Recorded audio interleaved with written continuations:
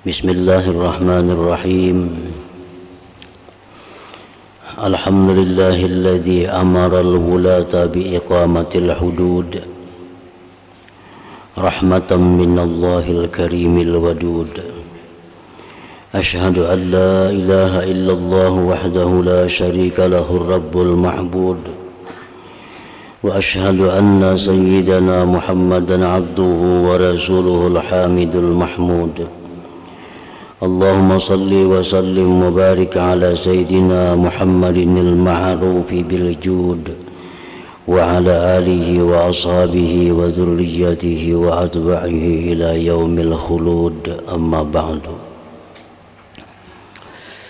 Yang kita hormati dan kita cintai para habaib dan para alim ulama, para muhibbin, hadirin hadirat rahimakumullah. Alhamdulillah, puji syukur kehadirat Allah subhanahu wa ta'ala, yang mana pada malam ini kembali memberikan taufik hidayah kepada kita sehingga kita dapat berkumpul di majelis yang penuh berkah ini. Salawat dan salam kita haturkan kepada junjungan kita Nabi besar Muhammad sallallahu alaihi wasallam dan kepada seluruh keluarga, para sahabat dan zuriat beliau sampai hari akhir nanti. Para muhibbin rahimakumullah, at-targhibu fi iqamatil hudud wa tarhibu minasyafa'ati fiha wa targhibu bisyafa'ati fi ghairiha. Ini adalah menggemarkan pada melaksanakan undang-undang Allah dan menakuti daripada memberikan syafaat pada undang-undang Allah itu, dan menggemarkan pada memberikan syafaat, memberikan bantuan bi ghairiha pada selain hudud itu. Dalam bab ini ada 3 pasal. Yang pertama adalah perintah kepada para pemimpin untuk melaksanakan undang-undang Allah. Yang kedua di sini adalah menakuti daripada membantu, memberikan syafaat untuk menggagalkan menegakkan hukum Allah. Yang ketiga, memberikan bantuan syafaat pada selain yang berhubungan dengan undang-undang Allah subhanahu wa ta'ala. Qala Allah ta'ala, firman Allah ta'ala, was-sariqu was-sariqatu faqta'u aydiyahuma. Bermula pencuri laki-laki, bermula maling laki-laki, was-sariqatu dan maling perempuan, maka potonglah wahai pemimpin, wahai pemegang kekuasaan, potonglah tangan mereka itu, pencuri tadi baik laki-laki ataupun pencuri perempuan. Nah, itu artinya adalah hudud, hukum-hukum Allah, undang-undang Allah.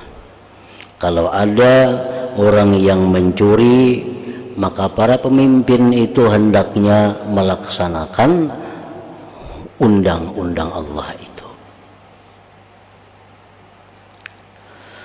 Wa qala ta'ala, dan firman Allah ta'ala, az-zaniyatu, bermula orang yang berzina, perempuan yang berzina, waz-zani, laki-laki yang berzina, fajlidu kulla wahidin minhuma mi'ata jaldah, maka pukullah mereka itu masing-masing 100 kali pukulan.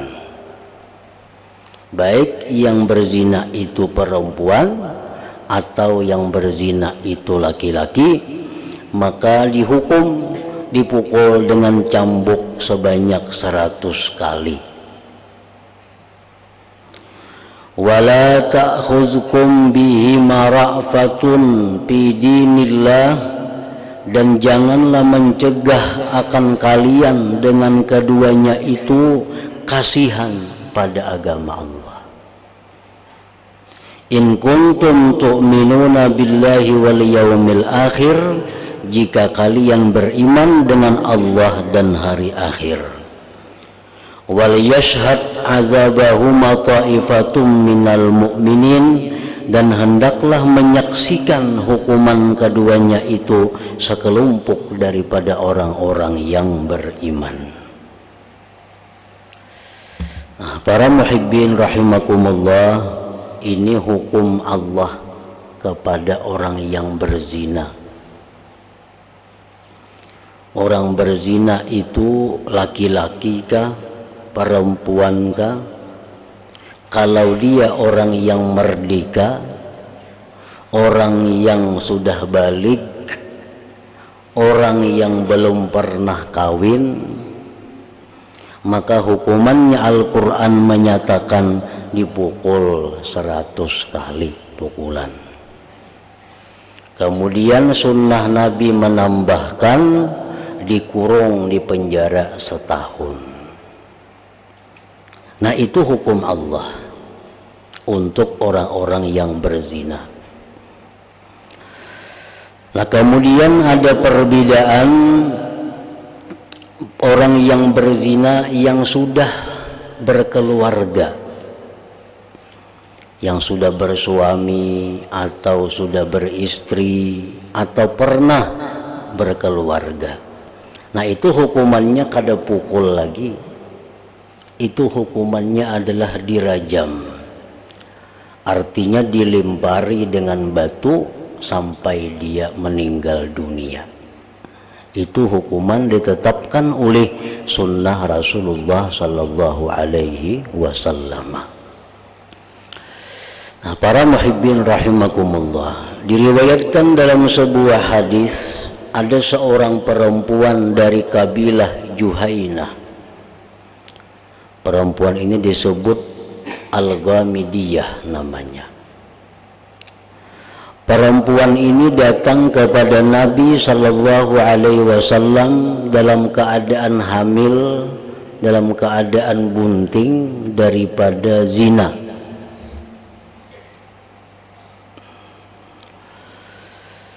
Lalu perempuan tadi mendatangi Rasulullah sallallahu alaihi wasallam dan dia berkata, "Wahai Rasulullah, ulun telah melanggar hukum Allah. Ulun telah berzina. Maka laksanakanlah hukum Allah itu kepada ulun." Laksanakan hukum Allah itu kepada ulun. Nabi kita menjawab, ujar Nabi, panggilkan walinya perempuan ini. Dipanggillah walinya, dan Nabi berpesan kepada walinya itu, jaga baik-baik ini perempuan sampai dia melahirkan. Sesudah melahirkan, bawa dia kemari. Nah, kemudian perempuan tadi dibawa pulang oleh walinya, dijaga, dipelihara sampai melahirkan. Nah, sesudah melahirkan, perempuan tadi datang kepada Rasulullah sallallahu alaihi wasallam. Kemudian Nabi memerintahkan agar perempuan itu dirajam.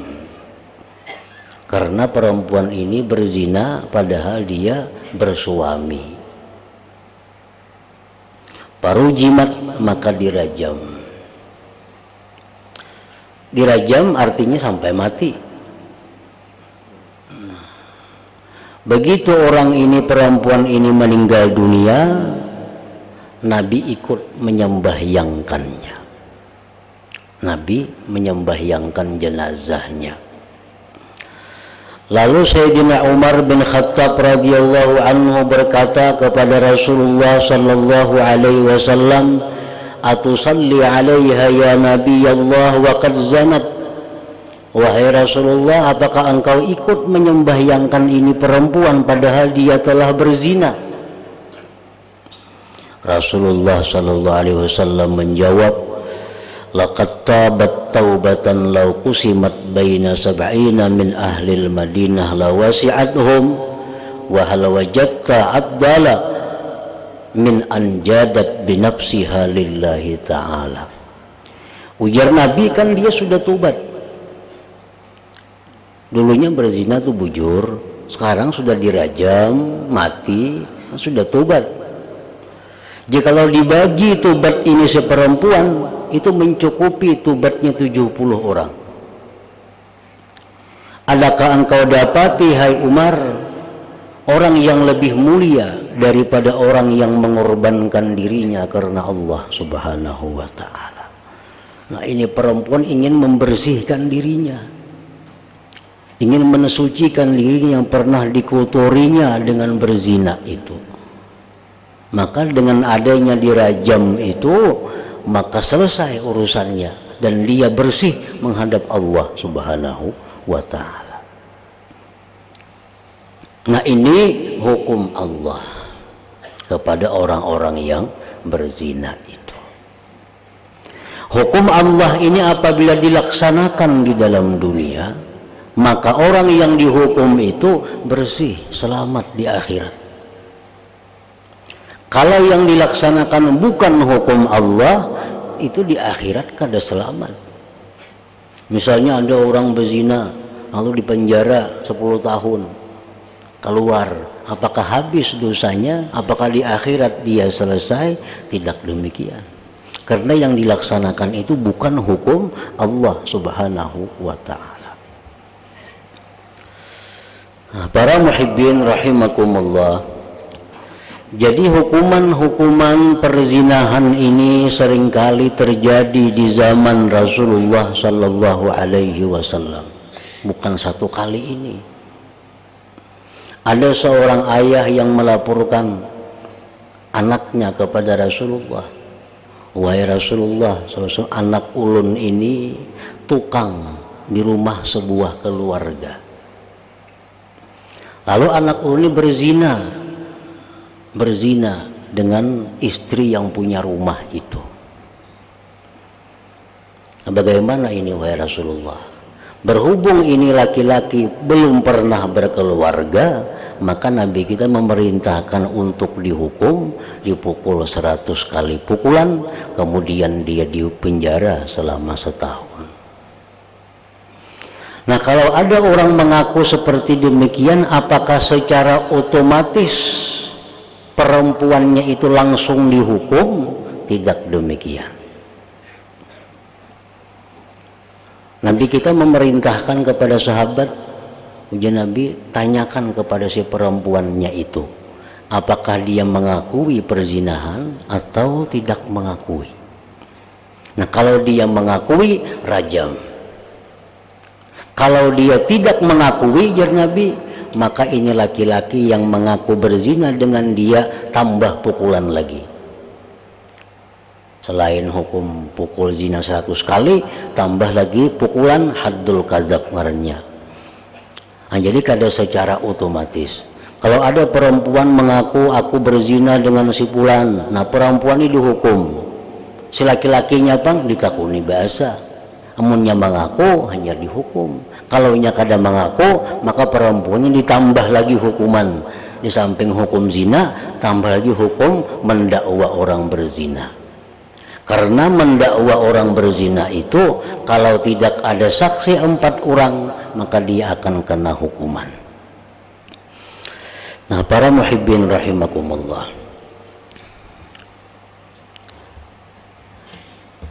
mana yang lebih utama bagi orang-orang yang pernah melakukan zina? Mana yang lebih utama? Apakah dia langsung datang kepada penguasa untuk minta dihukum agar dirinya bersih, atau dia berdiam merahasiakan perbuatannya? Nah, Rasulullah Shallallahu Alaihi Wasallam beliau bersabda, ijtanibu hadhil qadurat allati nahallahu ta'ala anha faman alamma biha falyastatir bi sitrillahi ta'ala wal yatub ilallahi ta'ala fa innahu may yubdilana sabhatah nukim alaihi kitaballahi ta'ala. Ujar Nabi kita, jauhilah ini perbuatan-perbuatan kotor, zina tadi contohnya yang dilarang Allah. Barang siapa yang melakukan perzinahan itu, maka hendaklah dia bertutup dengan tutupan Allah. Hendaknya kalau orang yang melakukan zina itu berdiam, jar Nabi. Kada usah melapor, kada usah berkisah-kisah. Wal yatub ilallahi ta'ala, dan tobat kepada Allah. Barang siapa yang melapor kepada kami, ujar Nabi, maka kami akan melaksanakan hukum Allah Ta'ala. Nah, jadi artinya kalau orang-orang yang pernah melakukan perzinahan, lalu dia tutup keaibannya itu, lalu dia tobat kepada Allah dengan benar-benar tobat, itu bisa diampuni oleh Allah Subhanahu wa Ta'ala. Lebih baik demikian daripada mengaku di depan hakim sehingga dia dihukum. Nah, lebih baik diam, rahasiakan perbuatan itu dan tobat kepada Allah Subhanahu wa Ta'ala. Wa qala ta'ala wa man lam yahkum bima anzalallah fa ulaika humuz zalimun. Allah berfirman, barang siapa yang tidak melaksanakan hukum Allah, mereka itulah orang yang zalim. Orang yang nyata-nyata mencuri, nyata-nyata maling, bukti-buktinya cukup, dihukum dengan hukuman selain hukum Allah, maka ini orang adalah orang zalim. Siapa-siapapun yang tidak menghukumkan dengan hukum Allah, maka mereka itulah orang zalim. Ayat lain mengatakan bahkan kafirun itu orang-orang yang kafir kepada Allah. Wa qala ta'ala may yashfa' syafa'atan hasanatan yakun lahu nasibun minha wa may yashfa' syafa'atan sayyi'atan yakun lahu kiflum minha. Barang siapa yang memberikan bantuan kebaikan, adalah baginya bagian daripadanya. Ada orang berbuat kebaikan, ditolongnya,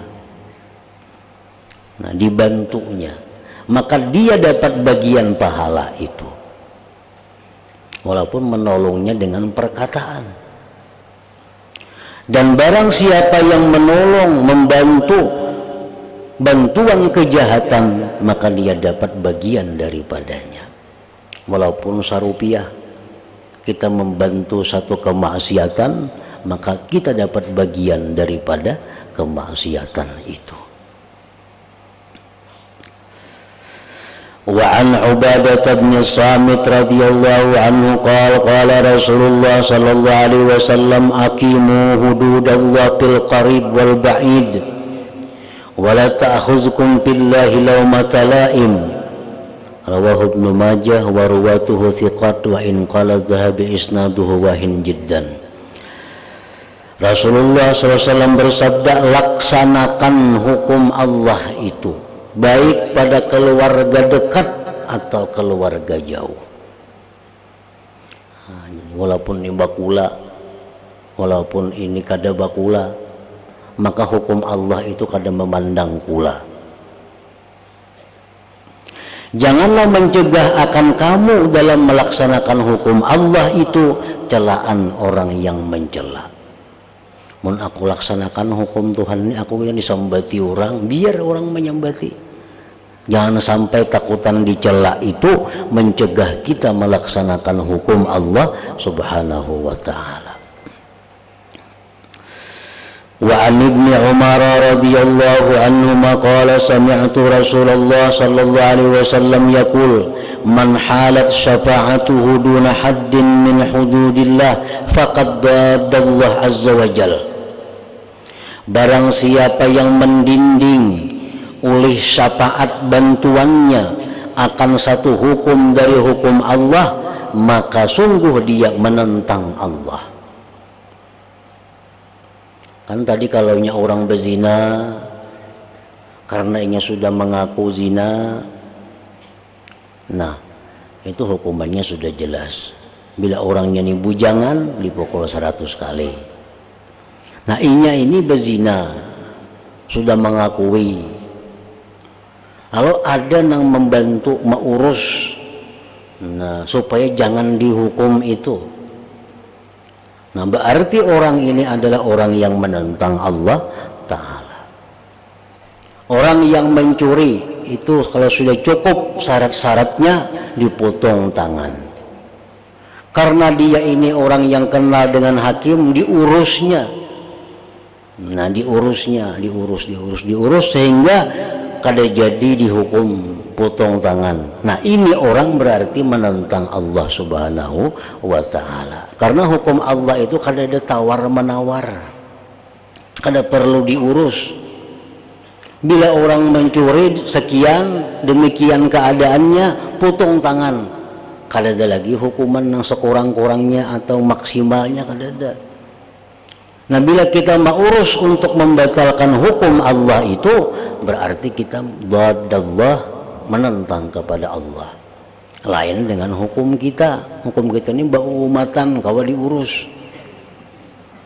Kenapa? Karena ulahan Belanda. Nah orang yang mencuri dihukum maksimal misal 2 tahun, 2 hari bisa, karena hukumannya maksimal 2 tahun. Itu bepintaran mengurus. Kepintaran pengacaranya. Bila pintar pengacaranya bisa saja maling itu dihukum seminggu, bisa. Karena tulisannya orang yang mencuri maksimal dihukum sekian. Orang yang membunuh maksimal dihukum hukuman mati umpamanya. Nah, diurus jadi kawa 2 tahun. Nah, karena hukum kita ini hukum olahan manusia. Kalau hukum Allah itu kada ada kawa diurus. Orang membunuh bila demikian bunuh, kada kawa diurus lagi. Nah jadi kalau ada orang yang mau usahakan menolong membantu supaya diubah hukum Allah itu berarti dia menentang kepada Allah. Wa man khasama fi batilin wa huwa ya'lam lam yazal fi sakhatillah hatta yanzi'a. Barang siapa yang berperkara pada kebatilan, dia tahu dia batil, dia salah, maka senantiasa dia itu dalam kemurkaan Allah sampai dia berhenti. Ini tahu sudah seorang ini nyata salah. Nah, berperkara, nah ini Allah murka. Mestinya kalau sudah tahu seorang itu salah, kan usah diperkarakan. Nah, bujurakan ampun seorang. Misal perbatasan tanah misalnya. Nah, ini seorang ini sudah nyata, seorang ini salah. Seorang kan ada surat menyuratnya, orang ada surat menyuratnya, ada batasnya. Nah, dikaduakan, diperkarakan, seorang ini sudah nyata salah. Nah, ini Allah murka itu. Lain halnya kita dalam kebenaran. Nah, lalu kita dizalim orang, nah kita kaduakan, nah itu ada jadi masalah. Ini yang sudah nyata-nyata kita salah, nah kita nang mengaduakan, nah Allah murka itu. Senantiasa dalam kemurkaan Allah sampai dia berhenti itu. Wa man qala fi mu'minin ma laysa fihi askanahu Allah radghatal khabali hatta yakhruja mimma qala. Barang siapa yang mengatakan pada orang beriman sesuatu yang bukan padanya, bahasa kita memfitnah. Allah tempatkan dia dalam neraka kaina, pada tempat kotoran ahli neraka. Sudah di neraka, dianak pulang di jambannya orang neraka situ. Ini orang yang katuju memfitnah, hatta yakhruja mim maqal, sehingga dia keluar dari apa yang dia kata. Kecuali dia minta halal lawan nang difitnahnya itu, kemudian meralat kembali ucapannya memitnah itu, nah hanyar dia selamat. Kalau kada kayak itu, dia akan dimasukkan Allah dalam neraka, ditempatkan pada kotoran-kotoran ahli neraka. Rawahu Abu Daud wal lafzu lahu wa Tabarani bi isnadin jayyidin nahwu wa zada fi akhiri wa laysa bi kharij, wa rawahu al-Hakim mutawwal wa muhtasara wa sahhahahuma wa rawahu al-Baihaqi. Wa an Abi Musa al-Ash'ari radhiyallahu anhu qala kana an-nabiy sallallahu alaihi wasallam idza ataahu talibu hajatin aqbala ala julasaihi faqala isfa'u tu'jaru wa yaqdillah ala lisani nabiyyihi ma ahabba wa fi riwayatin ma sya'a. Adalah Nabi sallallahu alaihi wasallam apabila datang kepada beliau orang yang meminta hajat. Ada orang hendak minta gandum, ada orang hendak minta makanan, ada orang hendak berhutang duit. Nah, kalau Nabi kita memandiri orang yang di sekeliling sidin, ispa'u, jadi Nabi bantu ini orang. Nah, bantu ini orang. Tu'jaru, kamu diberi pahala. Nah, jadi membantu, memberikan syafaat, pertolongan kepada urusan seperti ini, itu diperintah. Itu dapat pahala. Tapi kalau kita menolong orang untuk menggugurkan hukuman orang itu, padahal dia mesti dihukum, nah itu adalah hukuman yang menentang Allah. Jadi kada samuan membantu itu baik. Membantu nang baik, baik. Membantu nang kada baik, sama kada baik juga. Dan Allah menampakkan atas lisan nabinya apa yang Allah kehendaki. Muttafaq alaih wa rawahu Abu Daud wa Tirmidzi wa Nasa'i. Nah, kemudian at-targhib fi birril walidain wa silatil aqarib wal jiran wa ikramid dhaif. Ila hadratin Nabi sallallahu alaihi wasallam al-Fatihah. A'udzu billahi minasyaitonir rajim. Bismillahirrahmanirrahim. Iyyaka na'budu wa iyyaka nasta'in. Ihdinas siratal mustaqim. أشهد أن لا إله إلا الله وحده لا شريك له وأشهد أن سيدنا محمدا عبده ورسوله لا إله إلا الله نستغفر الله لا إله إلا الله نستغفر الله لا إله إلا الله نستغفر الله لا إله إلا الله ونتوب إلى الله لا إله إلا الله محمد رسول الله صلى الله عليه وسلم ويا أيها الراجون منه شفاعة صلوا عليه وسلموا تسليما اللهم صل وسلم